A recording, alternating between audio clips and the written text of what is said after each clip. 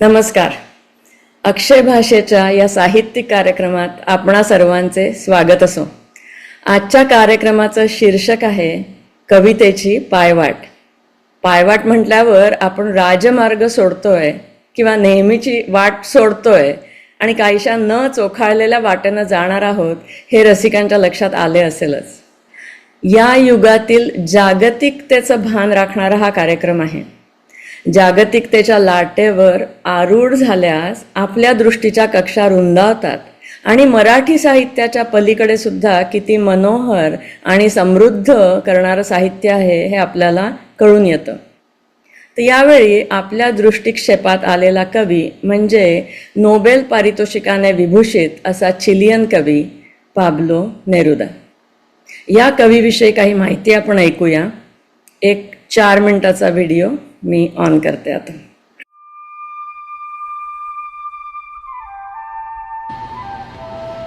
Pablo Neruda हे 20व्या शतकातील एक अविस्मरणीय नाव. धगधगती आणि अम्लान अशी प्रतिभा असलेला जातिवंत कवी, ज्याच्यामुळे स्पॅनिश अमेरिकेला नवे नाव, नवी ओळख मिळाली. नेरुदाचा जन्म चिले देशातील पर्राल या गावी झाला, पण त्याचे बालपण तेमुको या गावी गेले.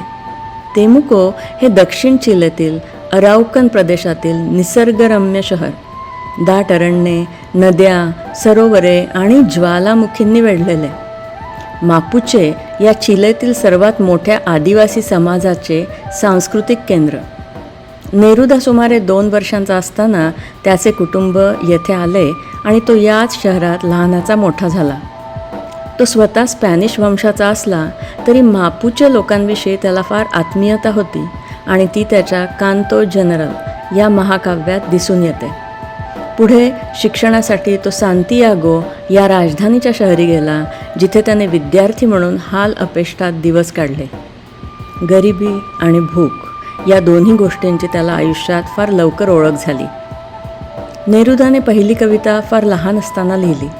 ती त्याच्या आईवर लिहिली होती, पण त्याच्या वडिलांनी कुठून चोरलीस कविता असा हिणकस शेरा मारून मोडीत काढली. नेरुदाचे प्रसिद्ध झालेले पहिले लिखाण म्हणजे त्याचा लेख एन्थुझियाझम अँड पर्सिव्हिअरन्स, म्हणजे उत्साह आणि चिकाटी.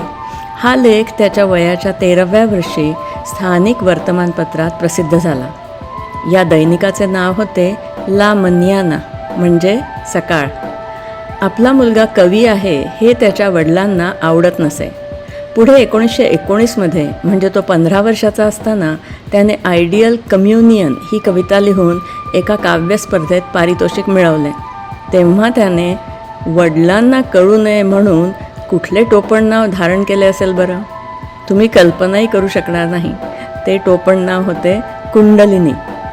दक्षिण अमेरिकेच्या दक्षिण टोकाला वाढत असलेल्या एका सामान्य मुलाला कुंडलिनी यासारखा हिंदू शब्द माहिती असावा यावरून त्याचे वाचन किती अगाध होते हे कळते. आणि तसेच लहान गावातील वाचनालयाचे महत्त्व देखील अधोरेखित होते. पुढे वडिलांनी त्याच्या साहित्यिक खटाटोपांविषयी त्याच्या मागावर राहू नये म्हणून त्याने आपले नाव कायमचंच बदलून टाकले. त्याचे खरे नाव होते लांब लचक पल्लेदार स्पॅनिश नावे असतात तसेच रिकार्दो एलियसेर नेफ्ताली रेईस बासाल्टो.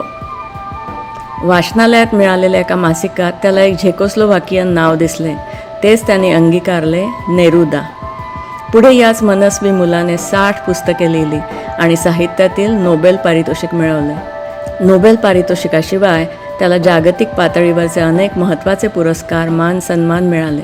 नेरुदाच्या व्यक्तिमत्वाला अनेक पैलू आहेत.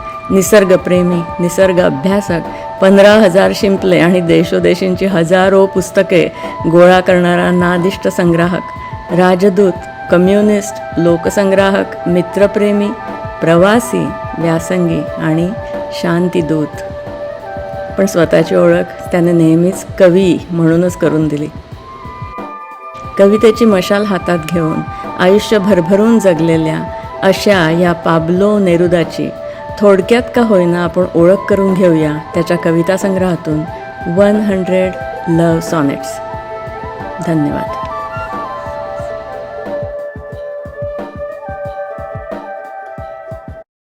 आंतरजालामुळे जवळ आलेल्या या जगात म्हणजे इंटरनेटमुळे जवळ आलेल्या जगात जगत असताना मला अशी सतत जाणीव होते की जवळच कुठेतरी एक सुंदर पण धूसर असं दिसणारं जंगल आहे.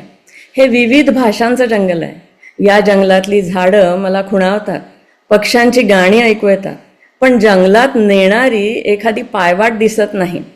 एक दिवस अचानक ही पायवाट मला दाखवली ती इंग्रजी भाषेनंच. इंग्रजी भाषेशी माझे सलोख्याचे संबंध आहेत. शेवटी तीच माझ्या पानात अन्न वाढते. तरी पण एक परकेपणा आहे. एखाद्या शेजाऱ्यानं कुंपणापाशी येऊन बराच वेळ गप्पा माराव्यात पण कधी घरात येऊ नये, तसे काहीसे. पण हे चित्र बदललं जेव्हा मला पाब्लो नेरुदा या चिलियन कवीचा 100 लव्ह सॉनेट्स हा कविता संग्रह मिळाला.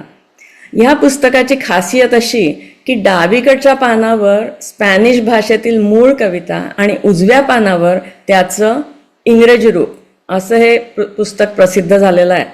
यावेळी मात्र इंग्रजी भाषा कुंपणाच्या आत आली. अगदी समोरच्या व्हरांड्यात बसून माझ्याबरोबर चहा घेणाऱ्या शेजाऱ्यासारखी जवळ आली आणि म्हणाली, चल मी तुला भाषांच्या जंगलातली पायवाट दाखवते. मी अत्यानंदाने तिचे बोट धरून चालायला सुरुवात केली. ती म्हणाली, हे बघ, यावेळी मी स्पॅनिश भाषेची ओढणी पांघरलेली असेल, स्पॅनिश अभिव्यक्तीचा बुरखा चेहऱ्यावर चढवलेला असेल, त्यामुळे पायवाटेवर दिसणाऱ्या फुलांचे रंग कदाचित वेगळे भासतील. जिथे फुलं अपेक्षित असतील तिथे पक्षी दिसतील. मी उत्सुकतेने म्हटले, ह्याच पायवाटेची मला कधीची आस लागलेली आहे. आणि आमचा अनोखा प्रवास सुरू झाला. मराठी भाषेतील कवींवर पोचलेले माझे मन सुरुवातीला नकळत तुलना करू लागले. ही कविता त्यांच्या म्हणजे चिलेतल्या महानुरांची किंवा यात केशवसुतांचा भास होतोय बरं का, असं मला वाटत गेलं. पण काही अंतर गेल्यावर मला लक्षात आलं की माझं इंग्रजी भाषेच्या हातात दिलेलं बोट सुटतंय आणि मी मागेच कुठेतरी रेंगाळते. मग मी त्या प्रवासाचा निखळ आनंद घ्यायला मराठीची झूल उतरवून ठेवली आणि स्पॅनिश बुरखा आणि इंग्रजी बूट घातलेल्या वाटाड्याबरोबर मी चालू लागले. त्याच पायवाटेवर मी तुम्हाला आता नेणार आहे माझ्या काही सहप्रवाशांबरोबर. मी त्यांची ओळख करून देते. ते आहेत गौरी बारलिंगे त्रिवेदी, नमस्कार. प्रज्ञा जोशी, नमस्कार. अस्मिता काणे, नमस्कार. रोहिणी कुंभार, नमस्कार. नितीन जोशी, नमस्कार. ऋषिकेश कापशीकर, नमस्कार. गीता जोशी, नमस्कार. गौरी महाजन, नमस्कार. प्रदीप टिपणीस, नमस्कार. वीणा देव नमस्कार. आणि तांत्रिक मदत करतायत महेश कुंभार. नमस्कार. आजच्या तारखेचा योगायोग असा की कवितेच्या पायवाटेवर भेटलेल्या पाब्लो नेरुदा ह्या महान कवीचा आज जन्मदिवस आहे. जुलै 12, 1904 हा त्याचा जन्मदिवस होता. गॅब्रियल गार्सिया मार्केज हे नाव तुम्ही ऐकलं असेल. 100 इयर्स ऑफ सॉलिट्यूड हे महत्त्वाचं पुस्तक त्याने लिहिलं. या दिग्गज लेखकाने नेरुदाविषयी असे म्हटले आहे की 20व्या शतकातील कोणत्याही भाषेतील, बरं का, 20व्या शतकातील कोणत्याही भाषेतील सर्वश्रेष्ठ कवी म्हणजे पाब्लो नेरुदा. म्हणजे ज्याला ट्रान्सेंडेंटल म्हणतात ते नेरुदाने त्याच्या कवितांमधून मिळवले, म्हणून तो सर्वश्रेष्ठ. या महाकवीला वंदन करून आजच्या कार्यक्रमाची सुरुवात आपण करतो आहोत. पहिल्यांदा इंग्रजी कविता आणि त्यानंतर मराठी कविता अशा क्रमाने भाववाचन होईल. नेरुदाने त्याच्या कवितांना शीर्षके दिलेली नाहीत. सोयीसाठी मी सर्व कवितांना शीर्षके दिलेली आहेत. सीएन सोनातोस दे अमोर या मूळ स्पॅनिश कवितांचं इंग्लिशमध्ये भाषांतर 1986 साली 100 लव्ह सॉनेट्स असं स्टीव्हन टॅपस्कॉट या MIT मधल्या साहित्याचा प्राध्यापक असलेल्या दिग्गज व्यक्तीनं केलेला आहे. हा अनुवाद जगभरात अतिशय मान्यता पावलेला प्रसिद्ध झालेला अनुवाद आहे. ह्या कार्यक्रमासाठी मी, जिला की कुठलीही मराठीतली पदवी नाही, अशा व्यक्तींनी या इंग्लिश कवितांचं फक्त 5च कवितांचं भाषांतर या कार्यक्रमासाठी केलेलं आहे. या अप्रतिम कवितांचं भाषांतर करण्याची माझी क्षमता मर्यादित असल्याची मला पूर्ण जाणीव आहे, पण माझा प्रयत्न आपण गोड मानून घ्याल अशी आशा आहे. तसेच माझ्याकडून काही चुका झाल्या असतील तर त्या जरूर सांगा. तर पायवाटेवरची पहिली कविता ऐकूया गौरी बारलिंगे त्रिवेदी यांच्याकडून. त्या वाचतील इंग्लिश कविता आणि त्यानंतर प्रज्ञा जोशी वाचतील त्याचं मराठी भाषांतर. This poem is called Awaiting. You. You will remember that leaping stream where sweet aromas rose and trembled, and sometimes a bird wearing water and slowness, its winter feathers. You will remember those gifts from the earth, indelible scents, gold clay, weeds in the thicket, and crazy roots, magical thorns like swords. You'll remember the bouquet you picked, shadows and silent water, bouquet like a foam-covered stone. That time was like never, and like always. So, we go there. We go there where nothing is waiting. We find everything waiting there. Thank you. Marathi कवितेचं शीर्षक आहे प्रतीक्षा. आठवेल तुला तो बागडणारा झरा, आठवेल तुला तो बागडणारा झरा, जिथून दरवळत थरथरणारे गोड सुवास, आणि कधी कधी त्याबरोबर संथपणे उडणारा एखादा पक्षी, त्याच्या हिवाळी पंखांवर पाणी लेऊन. आठवतील तुला धरित्रीचे नजराणे, आठवतील तुला धरित्रीचे नजराणे, अमीठ सुगंध, सोनेरी माती, झुडपांची दाट जाळी आणि वेडी बागडी मुळ. परीकथेतील वाटावे असे अद्भुत काटे तलवारीसारखे. आठवतील तुला तू वेचलेली रानफुलं, आठवतील तुला तू वेचलेली रानफुलं, रानातल्या सावल्या आणि अचल पाणी. गुलदस्ता आठवणींचा प्रवाहातील फेनाच्छादित खडकांसारखा. हे सर्व कधीच घडले नाही असे वाटेल, हे सर्व कधीच घडले नाही असे वाटेल, आणि तरीही वाटत राहील तो काळ फार ओळखीचा नेहमीच. म्हणून आपण तिथे जातो, कुठल्याही प्रतीक्षेची अपेक्षा न करता आपण तिथे जातो. पण पोचल्यावर तिथे जाणवते सर्व काही असते आपल्याच प्रतीक्षेत, सर्व काही असते आपल्याच प्रतीक्षेत. छान छान. Very good. कविता कशी सुचते, सर्जनशीलतेची उर्मी कशी येते, व्हिजिट फ्रॉम अ म्यूज या विषयावर अनेक पुस्तकं लिहिली गेली आहेत. म्हणजे मला इथे प्रकर्षानं वाटा आणि मुक्काम हे पुस्तक आठवतं, आशा बगे, मिलिंद बोकील, सानिया आणि भारत सासणे यांनी लिहिलेलं. त्याच्यामध्ये पण या विषयावरच खूप उहापोह केला गेला आहे की कविता किंवा लिखाण एकूण कसं सुचतं. नेरुदाने स्वतः या प्रक्रियेविषयी काय लिहिलं आहे ते बघा, ते फारच इंटरेस्टिंग आहे. नेरुदा म्हणतो, माझ्या मते लेखकाचं काम आर्क्टिक प्रदेशातील मच्छीमारांच्या कामाशी बऱ्याच अंशी मिळते जुळते असते. लेखकानं प्रथम नदी शोधली पाहिजे आणि ती जर बर्फानं गोठलेली असेल तर त्या बर्फात त्याला एक छिद्र पाडावे लागेल. त्याच्याकडे भरपूर संयम असला पाहिजे. त्याला कडाक्याची थंडी आणि प्रतिकूल टीका दोन्हीही सहन कराव्या लागतात. लोकांच्या उपहासालाही तोंड द्यावे लागते.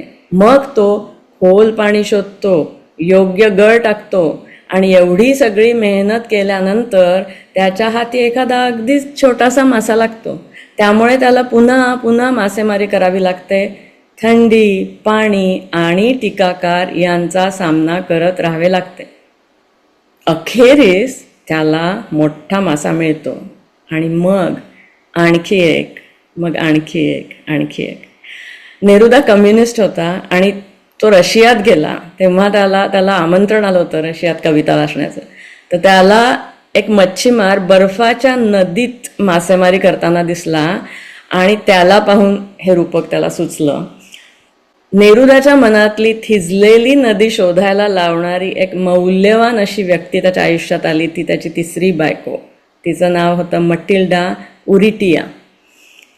तिच्यामुळे नेरुदाच्या मनातील सर्जनशीलता अम्लान राहिली, असे त्याच्या 100 प्रेमसुनिते म्हणजे 100 लव्ह सॉनेट्स या पुस्तकावरून वाटते.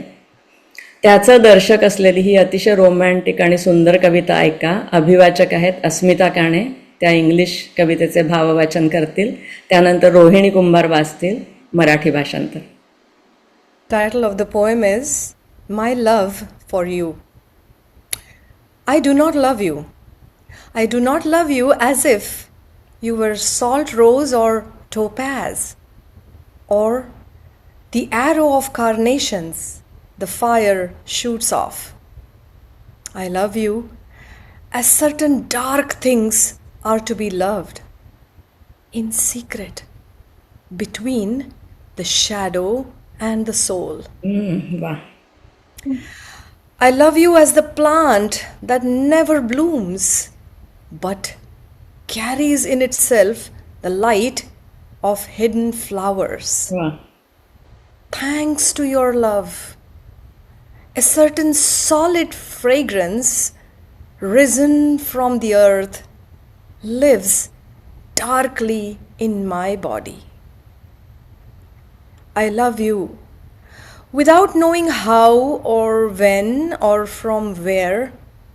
I love you straightforwardly, without complexities or pride. So I love you because I know no other way than this, where I does not exist, nor you. So close that your hand on my chest is my hand. So close that your eyes close when I fall asleep. Thank you. A beautiful poem. कवितेचे शीर्षक आहे माझे प्रेम. दुर्मिळ लवण गुलाब, तेजस्वी पुष्कराज किंवा ज्वाळांमधून नर्तन करणारी आकर्षक अग्निफुलं यासारखी तू आहेस म्हणून करीत नाही मी तुझ्यावर प्रेम. जसे केले जाते प्रेम गूढ गडद सावल्यांवर, मृत्यू अन आत्मा यांच्यामधील धूसर अवकाशात वावरणाऱ्या, तसे अंतर्मुखतेने अंतर्मनाच्या चोरकप्प्यातून अबोलपणे करतो मी तुझ्यावर प्रेम.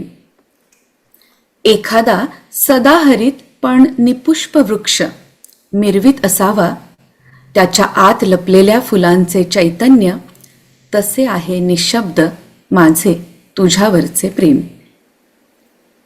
तुझ्या प्रेमाचे ऋण म्हणूनच की काय गूढपणे दरवळत असतो धरित्रीतून झेपावणारा एक दमदार सुगंध माझ्या अस्तित्वात. कसे, केव्हा, कुठे हे न जाणता करतो मी तुझ्यावर प्रेम. न ठेवता कोणताही आडपडदा, न होऊ देता कुठलीही गुंतागुंत, न बाळगता कुठलाही अहंकार करतो मी तुझ्यावर प्रेम. दुसरा कुठलाच मार्ग मला माहीत नाही ह्याशिवाय, जिथे माझे मी पण आणि तुझे तू पण संपते आणि इतके एकजीव होतो आपण की माझ्या छातीवरचा तुझा हात हा माझाच हात होतो. इतके एकरूप की मी झोपेच्या अधीन होत असताना तुझेही डोळे मिटू लागतात, तुझेही डोळे मिटू लागतात. धन्यवाद. वा, सुंदर. ही कविता जगातील सर्वात सुंदर प्रेमकवितांपैकी एक मानली जाते बरं का. तर या कवितेत वरवरच्या म्हणजे बाह्य स्वरूपाला महत्त्व न देता आंतरिक पातळीवर एकरूप होण्यास महत्त्व दिलेलं आहे आणि या कवितेतील म्हणजे तुम्हाला एक गंमत सांगायची आहे मला, तुम्ही कोणाला सांगू नका, पण मी ChatGPT वापरलं आहे या कवितांचं ट्रान्सलेशन करायला आणि ते फार मजेदार ट्रान्सलेशन झालं आहे. तर आता सॉल्ट रोज ही असा शब्दच नाही आहे मराठीत, तर त्यांनी मीठ गुलाबच केलं होतं ChatGPTनी आणि बऱ्याच काही गमती जमती केल्या, पण मग त्याच्यात मला बरीच ठोकपीट करावी लागली आणि मग नंतर मला लक्षात आलं की हे नकोच घेऊया आणि मग आपण आपलीच कविता भाषांतरित करूया. तर सॉल्ट रोज हा काय प्रकार आहे, इंटरनेटवर मी बघितलं तर नेरुदा एवढा निसर्गप्रेमी होता आणि तो समुद्राच्या काठी वाढला. म्हणजे चिले देश तुम्हाला जर जॉग्रफी आठवत असेल तर एक चिंचोळी पट्टी आहे पॅसिफिक याच्या समुद्रावरची, आणि एकीकडे अँडीज पर्वत आहेत आणि एकीकडे पॅसिफिक ओशन आहे. अशी ती चिंचोळी पट्टी अगदी दक्षिणेला आहे. म्हणजे आपल्या मिथॉलॉजीमध्ये ज्याला आपण पाताळ म्हणतो तर ते दक्षिण अमेरिका म्हणजे ते आहे. तर तिथे तो समुद्राकाठी वाढला आणि तो इतका निसर्गप्रेमी निसर्ग अभ्यासक होता की तिथे मिठाचे असे आकार तयार होत आणि ते इंटरनेटवर फार सुंदर चित्र आहेत त्याची, आणि त्याला किंचित गुलाबी असा रंग पण येत असे. तर त्याला तो सॉल्ट रोज म्हणतो. हे त्याचंच इन्व्हेन्शन असावं असं मला वाटतं हा शब्द. तर त्याचं मी लवण गुलाब असं केलं आहे, पण कदाचित नुसताच गुलाबी लिहिलं असतं तरी चाललं असतं असं मला वाटतं आहे, पण हिअर वी आर. तर निसर्गप्रेमी नेरुदा या कवितेतून आपल्याला दिसतो. स्वतःच्या कवितेविषयी नेरुदा काय म्हणतो? माझी कविता म्हणजे काय मला स्वतःलाच माहिती नाही. उलट माझ्या कवितेलाच विचारले पाहिजे की मी कोण आहे. म्हणजे आता दिसलंच त्याचं निसर्गप्रेम एका कवितेतून. तिनेच माझ्या आत्म्याच्या अंधाऱ्या रात्रींमध्ये माझा हात धरून मला मार्ग दाखवलाय. कधी तिने मला बंधनात जखडले तर कधी त्या बंधनातून मुक्त केले. तिने मला एकांतातून, प्रेमातून आणि माणसांमधून प्रवास घडवलाय. माझ्या कवितेच्या दक्षिणेला एकांत आहे. हे फार सुंदर लिहिलं आहे. माझ्या कवितेच्या दक्षिणेला एकांत आहे, उत्तरेला माणसं आहेत. हा भौगोलिक उल्लेख नसून तुम्हाला लक्षात आलं असेल हे रूपक आहे. तर नेरुदा म्हणतो की त्याच्या काव्याचे 2 ध्रुव आहेत, एकांत आणि जनसमुदाय. तर एकांतातून त्याच्या कवितेचा जन्म होतो, पण त्याच्या कवितेचं अंतिम ध्येय हे लोकांपर्यंत पोचणंच आहे. तर अशीच कवीच्या अंतरंगातील एकांतामधून जन्मलेली आणि लोकांपर्यंत पोचलेली सुंदर कविता ऐकूया. नितीन जोशी भाववाचन करतील इंग्लिश कवितेचं आणि ऋषिकेश कापशीकर वाचतील मराठी भाषांतर. The title of the poem is Lost in the Forest. Lost in the forest, I broke off a dark twig and lifted its whisper to my thirsty lips. Maybe it was the voice of the rain crying, a cracked bell, or a torn heart. Something from far off.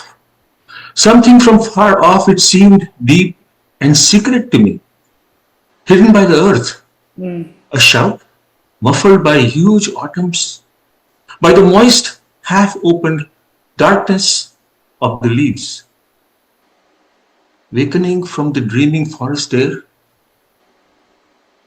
wakening from the dreaming forest air, the hazel sprig sang under my tongue. Its drifting fragrance climbed up through my conscious mind. As if suddenly the roots I had left behind, cried out to me. The land I had lost with my childhood. वा. The land I had lost with my childhood, and I stopped. And I stopped, wounded by the wandering scent. Thank you. वा. अप्रतिम कविता, सुंदर. कवितेचे शीर्षक आहे अरण्यात हरवलो असताना.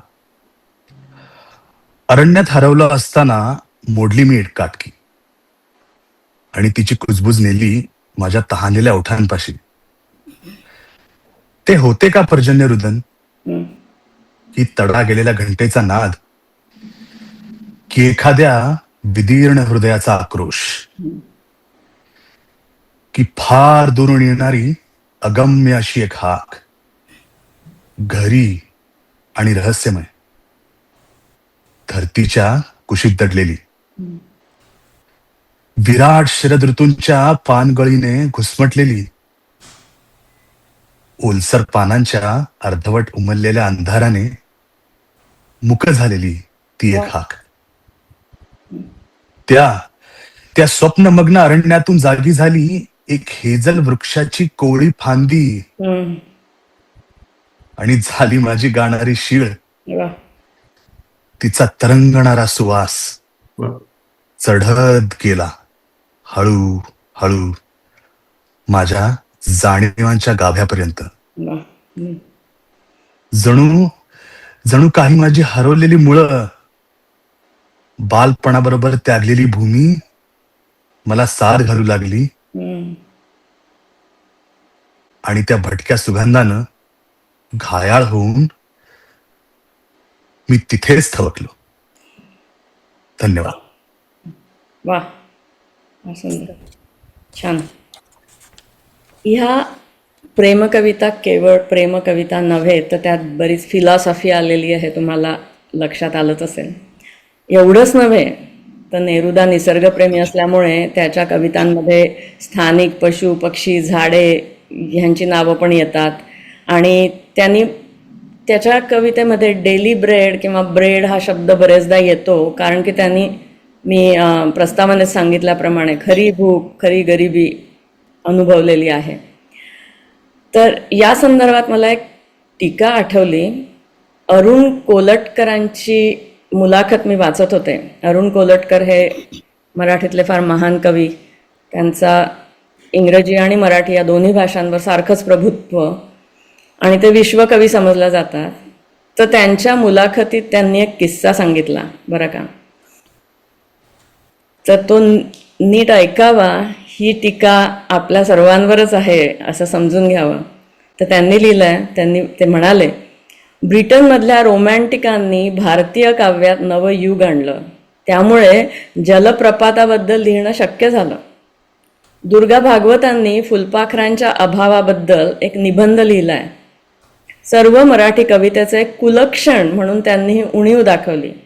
ही संस्कृत आणि भारतीय कवितेलाही लागू पडणारी असू शकते. भौतिक निरीक्षणांची आणि तपशिलांची उणीव याकडे त्यांनी निर्देश केलाय. भारतीय कवितेत अनेक पौराणिक पशुपक्ष्यांची दाटी आहे, पण सर्वसामान्य गोष्टींचा उल्लेख नाही. सामान्य गोष्टींचा उल्लेख झालाच तर बहुधा उच्चतर आध्यात्मिक अर्थानं केला जातो. चिमण्या कावळे मराठी कवितेत अपवादानच येतात, पण चातक आणि चकोरासारखे पौराणिक संस्कृत पक्षी विपुल प्रमाणात येतात. एका वर्तमानपत्रवाल्याची गोष्ट सांगतात की तो ज्ञानेश्वरांच्या बंधूंनी रचलेलं कीर्तन ऐकत होता. त्यापैकी एका अभंगात चकोर पक्षाचा उल्लेख येतो. सर्वजण प्रभावित झालेले असतात. हा माणूस विचारतो की चकोर म्हणजे काय, आणि गाणारा उत्तर देतो की त्याची काय गरज पडली आहे.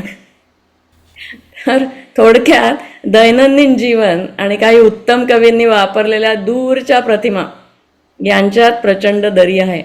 सामान्य माणसाला या प्रकारच्या प्रतिमा या ग्रीक प्रतिमान इतक्याच दूरच्या असतात. बरंचसं मराठी लेखन हे बहुधा शिक्षकांनी स्वतःच लिहिलेलं असतं किंवा शाळा कॉलेजात गेलेल्यांनी लिहिलेलं असतं. त्यामुळे अशा प्रकारचा संदर्भ येणं अटळ आहे. तर आता ऐकूया एक कविता ज्यात कवीच्या गावाचा आणि ब्रेडचा उल्लेख आहे. गीता जोशी इंग्लिश कवितेचं भाववाचन करतील, त्यानंतर गौरी महाजन वाचतील मराठी भाषांतर. The title of poem is Daily Bread. Today is today, with the weight of all past time, with the wings of all that will be tomorrow. Today is the south of the sea, water's old age, the composition of a new day. The petals of the finished day collected on your mouth, lifted to the light or to the moon. And yesterday came trotling down its darkening path, so we can remember that face of yours that died. Today, yesterday, and tomorrow pass, swallowed up, consumed in one day like a burning calf, our cattle wait with their days number. But in your heart, time sprinkled its flower. My love, built an oven of Temuco clay, you are my soul's daily bread. You are my soul's daily bread. Thank you. छान. कवितेचं शीर्षक आहे रोजची भाकर. भूतकाळाचं ओझं घेऊन भविष्याचे पंख लेऊन समोर उभा आहे वर्तमान काळ. समुद्रापारच्या सुदूर दक्षिणेत प्राचीन जलाचे अर्घ्य देत नवीन आज निर्माण करणारा समोर उभा आहे वर्तमान काळ. मावळलेल्या दिवसांचा गोडवा साठला आहे तुझ्या ओठात. प्रकाशाला चांदण्याला साथ घालणारा तुझा पुसट होत जाणारा चेहरा स्मृतीत विरून जाऊ नये म्हणून भूतकाळ येत राहतो झाकोळलेल्या वाटांवर हलक्या पावलाने.